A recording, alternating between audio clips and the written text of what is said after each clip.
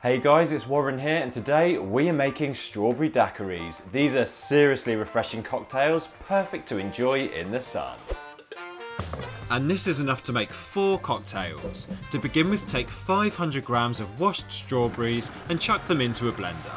Then blitz until nice and smooth.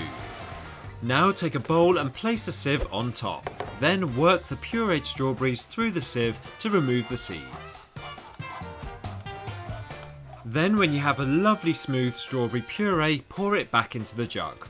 Then pour in 50 milliliters of orange liqueur, 100 milliliters of white rum and 4 teaspoons of white sugar.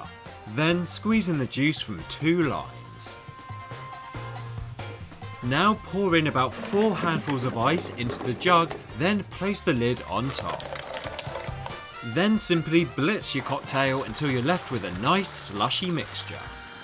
And when you're happy with the consistency of your strawberry daiquiris, stop blending and pour into glasses straight away.